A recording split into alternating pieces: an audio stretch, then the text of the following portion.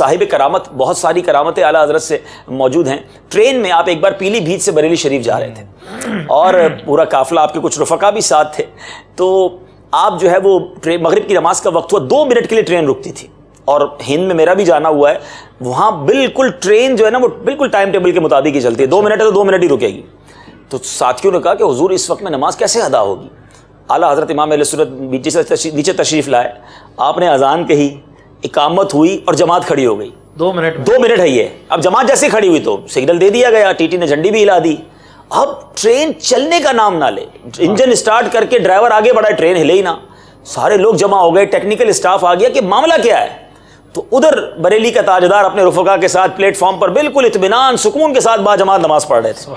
تو ان جو ٹرین کے افسران تھے انہوں نے کہا وہ دیکھو مسلمانوں کا درویش جو ہے نا وہ نماز پڑھ رہا ہے، ہو سکتا ہے اس کی وجہ سے ٹرین نہ چل رہی ہو. اور جیسے ہی امام اہل سنت نے سکون کے ساتھ نماز ادا کی، ٹرین میں قدم رکھا، ٹرین چلنا شروع ہو گئی. اللہ اکبر. تو چاہیں تو اشاروں سے اپنے کایا ہی پلٹ دیں دنیا کی.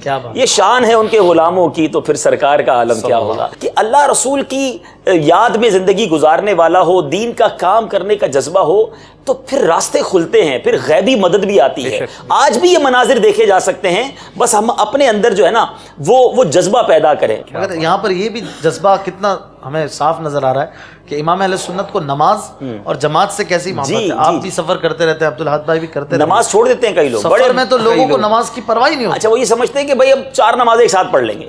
تو بھائی سفر کے احکام ہیں، کہاں کہاں رخصت ہے اسلام. دیکھیں ایک اور بات عرض کرتا چلے آپ نے موضوع یہاں پر چھڑ گیا کہ ایک بڑا عجیب سا کانسیپٹ ہے. جو لوگ دین سے دور کہتے ہیں اسلام میں بڑی سختی ہے. میں کہتا ہوں اور یہ ثابت ہے کہ the most flexible religion on earth, دنیا میں سب سے زیادہ فلیکسیبلٹی اگر کسی مذہب میں ہے تو وہ اسلام میں ہے. کتنی فلیکسیبلٹی ہے کہ اگر آپ مسافر ہیں آپ کی نماز قصر ہو گئی، اگر آپ کو پانی مہیا نہیں ہے آپ تیمم کر لیجئے، اگر جناب آپ جو کھڑے ہو کے نماز نہیں پڑھ سکتے کسی بیماری میں آپ بیٹھ کے نماز پڑھ لیں، بیٹھ کے نہیں پڑھ سکتے لیٹ کے پڑھ لیں، اشارے سے پڑھ لیں. آپشنز کتنے ہیں ہماری شریعت میں.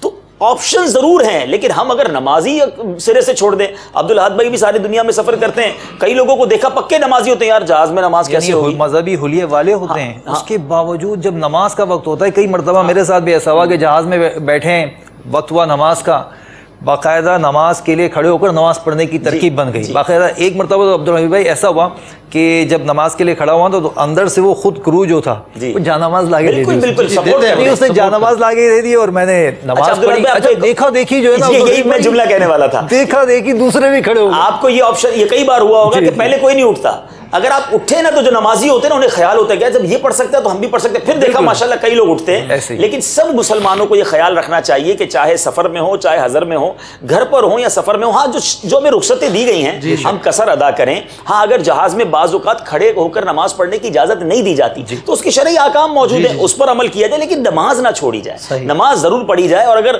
جس کو فکر ہوتی ہے نا نماز کی، میں نے دیکھا اس کے لیے راستے بھی نکل آتے ہیں. امیر علیہ سنت کا ایک شاندار جملہ ہے اور یہ ہر معاملے میں آپ کو رہنمائی کرے گا. جس کو کام کرنا ہونا اس کے لیے راستے بہت، بے شک جس کو نہ کرنا ہو اس کے لیے بہانے بہت.